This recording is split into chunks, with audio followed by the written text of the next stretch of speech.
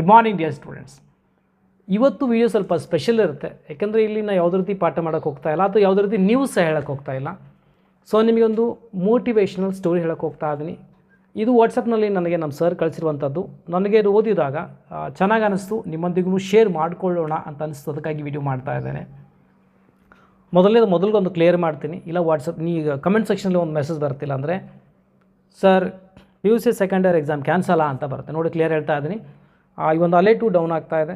So ಅಂದರೆ almost ಕಂಟ್ರೋಲಿಗೆ ಬರುವಂತಹ ಹಂತದಲ್ಲಿದೆ. ಸೊ ಭಾಳ ಬೇಗನೆ ನೋಟಿಫಿಕೇಷನ್ ಸಹ ಬರುತ್ತೆ, ಎಕ್ಸಾಮ್ ಇರುತ್ತೆ. ಓಕೆ, ಯಾವಾಗ ನಾನು ಈ ಒಂದು ಅಲೆ ಕಂಪ್ಲೀಟ್ಲಿ ಒಂದು ನಿಯಂತ್ರಣಕ್ಕೆ ಬಂದಾಗ, ನೋಟಿಫಿಕೇಷನ್ ಬಂದಾಗ ನಿಮಗೆ ಇನ್ಫಾರ್ಮೇಷನ್, ಅದಕ್ಕಾಗಿ ನೀವು ಸ್ಟಡಿ ಮಾಡ್ತಾನೆ ಇರಲೇಬೇಕಾಗತ್ತೆ. ಸೊ ಈಗ ನಾನು ನಿಮಗೆ ಸ್ಟೋರಿ ಹೇಳೋಕ್ಕೆ ಹೋಗ್ತಾ ಇದ್ದೀನಿ, ಕೇರ್ಫುಲ್ಲಿ ಕೇಳಿ, ಬಹುಶಃ ನಿಮಗೆ ಭಾಳಷ್ಟು ಇಷ್ಟ ಆಗ್ಬೋದು ಅನ್ಕೋತೀನಿ. ಸೊ ಅದೊಂದು ಪೌರಾಣಿಕ ಕಥೆಯಾಗಿದೆ.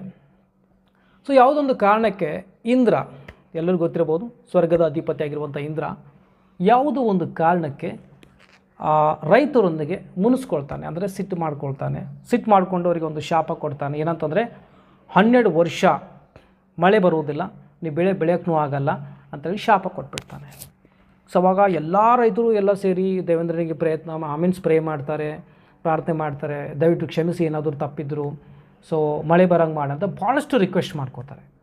ಆವಾಗ ಇಂದ್ರ ಏನು ಹೇಳ್ತಾನೆ, ಸರಿ ನೀವು ಇಷ್ಟೊಂದು ಬೇಡ್ಕೊಳ್ತಾ ಇದ್ದೀರಪ್ಪ ಅಂದರೆ ನಾನು ನಿಮಗೆ ಈ ಒಂದು ಶಾಪಕ್ಕೆ ಒಂದು ಪರಿಹಾರ ಕೊಡ್ತೇನೆ. ಯಾವಾಗ ಶಿವ ಡಮರು ಬಾರಿಸ್ತಾನೋ ಆವಾಗಲೇ ನಿಮಗೆ ಮಳೆ ಬರುತ್ತೆ, ಆವಾಗಲೇ ನೀವು ಬೆಳೆ ಬೆಳಿಬೋದು. ಇಲ್ಲ ಅಂತಂದರೆ 12 ವರ್ಷಗಳವರೆಗೂ ಮಳೆ ಬರೋದಿಲ್ಲ, ಬೆಳೆ ಆಗಿರೋದಿಲ್ಲ ಅಂತ ಹೇಳ್ತಾರೆ. ಆವಾಗ ಎಲ್ಲ ರೈತರು ಏನು ಮಾಡ್ತಾರೆ, ಶಿವನಿಗೆ ಪ್ರೇ ಮಾಡೋಕ್ಕೆ ಸ್ಟಾರ್ಟ್ ಮಾಡ್ತಾರೆ. ಬಟ್ ಇಂದ್ರ ಏನು ಮಾಡ್ತಾನೆ, ಗುಪ್ತವಾಗಿ ಶಿವನಿಗೆ ಮೀಟಾಗಿ ಡಮರು ಬಾರಿಸಬೇಡಿ ಅಂತೇಳಿ ವಿನಂತಿ ಮಾಡ್ಕೊಳ್ತಾನೆ. ಇದೆಲ್ಲ ಆಲ್ರೆಡಿ ಹೇಳಿರ್ತಾನೆ ಶಿವನಿಗೆ. ಆವಾಗ ರೈತರು ಎಲ್ಲರೂ ಶಿವನಿಗೆ ಪ್ರೇ ಮಾಡಿದಾಗ ಶಿವ ಹೇಳ್ತಾನೆ, 12 ವರ್ಷಗಳವರೆಗೂ ನಾನು ಡಮರು ಬಾರಿಸೋಕ್ಕಾಗೋದಿಲ್ಲ, ನಾನು ಬಾರಿಸೋದಿಲ್ಲ ಅಂತೇಳಿ ಹೇಳಿಬಿಡ್ತಾರೆ. ಅವಾಗೆಲ್ಲ ರೈತರು ಬರ್ತಾರೆ, ಏನು ಮಾಡಬೇಕೀಗ ಗೊತ್ತಾಗೋದಿಲ್ಲ, 12 ವರ್ಷಗಳಂತೂ ಈಗ ಮಳೆ ಬರೋಕ್ಕೆ ಸಾಧ್ಯನೇ ಇಲ್ಲ, ಬೆಳೆನೂ ಆಗೋದಿಲ್ಲ ಅಂತೇಳಿ. ಸೊ ಬಿಟ್ಬಿಡ್ತಾರೆ. 12 ವರ್ಷ ಆದಮೇಲೆ ಬೆಳೆದ ರೈತ ಅಂತ ಎಲ್ಲರೂ ಸುಮ್ಮ ಕುಂತ್ಕೊಳ್ತಾರೆ. ಆವಾಗ ಒಬ್ಬ ರೈತ ಮಾತ್ರ, ಆತ ನೇಗಿಲು ಹೊಡೆಯೋದಾಗಲಿ, ಬೀಜ ಬಿತ್ತೋದಾಗಲಿ, ಗೊಬ್ಬರ ಹಾಕೋದಾಗಲಿ ಮಾಡ್ತಾ ಇರ್ತಾನೆ. ಸೊ ಇದೇ 3 ವರ್ಷ ಕಂಟಿನ್ಯೂ ಮಾಡ್ತಾನೆ ಆತ. ಜನ ನೋಡಿ ನಗ್ತಿರ್ತಾರೆ. 12 ವರ್ಷಗಳವರೆಗೂ ಮಳೆ ಬರೋಲ್ಲ, ಆಲ್ರೆಡಿ ಎಲ್ಲರಿಗೂ ಗೊತ್ತಿದೆ. ಸೊ ಆದರೂ ಈತನಪ್ಪ ಅಂದರೆ ನೇಗಿಲು ಹೊಡಿತಾನ, ತನ್ನ ಎನರ್ಜಿ ಎಲ್ಲ ವೇಸ್ಟ್ ಮಾಡ್ಕೋತಾ ಇದ್ದಾನೆ. ಸೊ ಹಿಂಗ್ಯಾಕಪ್ಪ ಅಂತ ಎಲ್ಲರೂ ತಮಾಷೆ ಮಾಡ್ತಿರ್ತಾರೆ. ಅವಾಗ ಕೇಳೇ ಬೇಡೋಣ ಅಂತ 3 ವರ್ಷ ಆದಮೇಲೆ ಅವನಿಗೆ ರೈತನಿಗೆ ಕರೆದು ಉಳಿದಂಥ ರೈತರು ಕೇಳ್ತಾರೆ, 12 ವರ್ಷವರೆಗೂ ಮಳೆ ಬರೋಲ್ಲ, ಯಾಕೆ ಇಷ್ಟೊಂದು ಎನರ್ಜಿ ವೇಸ್ಟ್ ಮಾಡ್ಕೊಳತ್ತಿದ್ದೀ, ಬಿಟ್ಬಿಡು ಅಂತ ಹೇಳ್ತಾನೆ. ಆವಾಗ ರೈತ ಬಿಟ್ಬಿಡು ಅಂತ ಹೇಳ್ತಾರೆ. ಆವಾಗ ರೈತ ಹೇಳ್ತಾನೆ, ನನಗೆ ಗೊತ್ತು 12 ವರ್ಷಗಳವರೆಗೂ ಮಳೆ ಅಂತೂ ಬರೋದಿಲ್ಲ, 12 ವರ್ಷ ಆದಮೇಲೆ ಬರುತ್ತೆ ಅಂತ ನನಗೆ ಗೊತ್ತು. ಆದರೂ ನಾನು ನೇಗಿಲು ಯಾಕೆ ಹೊಡಿತೀನಿ, ಬೀಜ ಯಾಕೆ ಬಿತ್ತುತ್ತೀನಿ, ಯಾಕೆ ನಾನು ಗೊಬ್ಬರ ಹಾಕ್ತೀನಿ ಅಂತಂದರೆ ಈ ಒಂದು ಅಭ್ಯಾಸ 12 ವರ್ಷಗಳ ಆದ ನಂತರವೂ ನನಗಿರಲಿ ಅಂತ. ಒಂದು ವೇಳೆ ನಾನು ಮಾಡದೇ ಇದ್ದರೆ ನನಗೆ ಅಭ್ಯಾಸ ಹೋಗಿಬಿಡುತ್ತೆ. ಸೊ ಅವಾಗೇನಾಗುತ್ತೆ, ನಂದು ಏನೇ ಸ್ಕಿಲ್ ಇದೆಯೋ ನನ್ನ ಹತ್ರ ಇರೋಲ್ಲ, ನಾನೊಬ್ಬ ಸೋಮಾರಿತನ ಆಗ್ಬೋದು. 12 ವರ್ಷ ಆದ ನಂತರ ಮಳೆ ಬಂದಮೇಲೂ ಸಹ ನಾನು ಪ್ರಾಪರಾಗಿ ನಂದು ಏನು ಸ್ಕಿಲ್ ಇದೆಯೋ ಅದು ನನಗೆ ನೆನಪು ಹೋಗ್ಬೋದು. ಆ ಕಾರಣದಿಂದಾಗಿ ಈ ಒಂದು ಅಭ್ಯಾಸ ಇರಲಿ, ಸೋಮಾರಿತನ ಬರಬಾರ್ದು ಅನ್ನೋ ಉದ್ದೇಶದಿಂದಾಗಿ ನಾನು ಈ ಕಾರ್ಯ ಮಾಡ್ತಾ ಇದ್ದೇನೆ ಅಂತ ರೈತ ಉತ್ತರ ಕೊಡ್ತಾನೆ. ಆವಾಗ ಇದನ್ನು ಇದನ್ನು ಯಾರು ಕೇಳ್ತಾರೆ ಅಂದರೆ ಮಾತಾ ಪಾರ್ವತಿ ಕೇಳ್ತಾರೆ. ಕೇಳಿ ಫುಲ್ ಖುಷಿಯಾಗಿಬಿಡ್ತಾರೆ ಅವಳು. ಆವಾಗ ಸೊ ಆ ಒಂದು ಖುಷಿಯಿಂದ ಏನು ಮಾಡ್ತಾರಪ್ಪ ಅಂದರೆ, ಹೇಗಾದರೂ ಮಾಡಿ ಭೋಲೆನಾಥನಿಂದ ಡಮರು ಬಾರಿಸ್ಬೇಕಲ್ಲ ಅಂತೇಳಿ ಸೊ ಭಾಳ ಚಾಣಾಕ್ಷತೆಯಿಂದ ಶಿವನಿಗೆ ಹೇಳ್ತಾರೆ. ಆ್ಯಕ್ಚುಲಿ ಶಿವ ಭಾಳ ಭೋಲೆನಾಥ, ಎಲ್ಲರಿಗೂ ಗೊತ್ತಿರುವ ಹಾಗೆ. ಸೊ ಅವಾಗ ಪಾರ್ವತಿ ಶಿವನಿಗೆ ಕೇಳ್ತಾಳೆ, 12 ವರ್ಷಗಳವರೆಗೂ ನೀವು ಡಮರು ಅಂತೂ ಬಾರಿಸೋದಿಲ್ಲ. ಒಂದು ವೇಳೆ ನಿಮಗೆ ಡಮರು ಬಾರಿಸಿದ್ರೆ ನಿಮಗೆ ನೆನಪು ಹೋಗ್ಬೋದು, ಈ 3 ವರ್ಷ ನೀವು ಡಮರು ಬಾರಿಸಿಲ್ಲ, ಸೊ ಬಹುಶಃ ನಿಮಗೆ ಬಾರ್ಸಕ್ಕೆ ಬರ್ತದೋ ಬರೋಲ್ಲೋ, ನೆನಪು ಹೋಗ್ಬೋದು ನಿಮಗೆ ಅಂತ ಹೇಳ್ತಾಳೆ. ಅವಾಗ ಅವನಿಗೆ ಭಾಳ ಕುತೂಹಲ ಹುಟ್ಟುತ್ತದೆ, ಹೌದಲ್ಲ ಡಮರು ಬಾರಿಸೋದು ನೆನಪು ಹೋಯ್ತು ಅಂದ್ರೆ, ನೆನಪು ಹೋಗಿದೆ ನೋಡೋಣ ಅಂತ ಏನು ಮಾಡ್ತಾನೆ, ಬಾರಿಸ್ಬಿಡ್ತಾನೆ. ಡಮರು ಬಾರಿಸ್ತಾನೆ.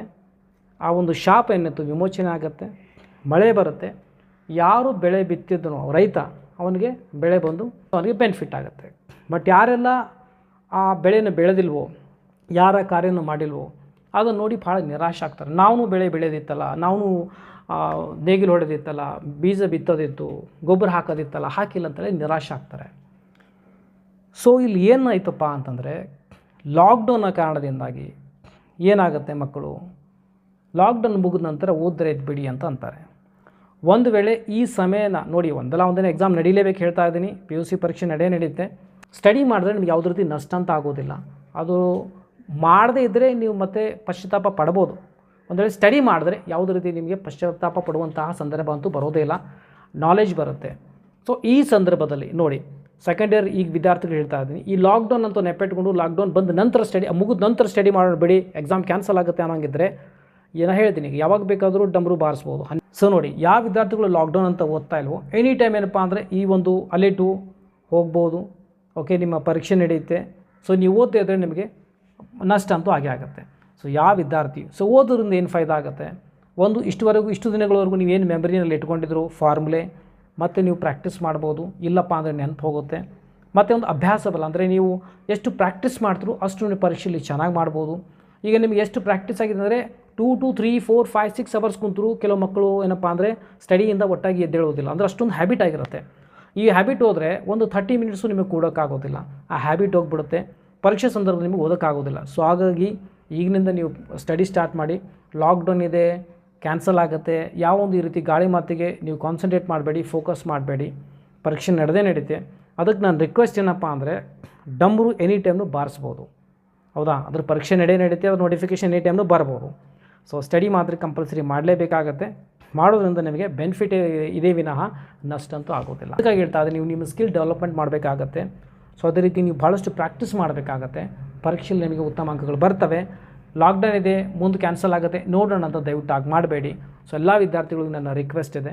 ಓಕೆ, ಸೊ ಈ ಸ್ಟೋರಿ ಚೆನ್ನಾಗಿ ಅನಿಸಿತು ಅನ್ಕೋತೀನಿ.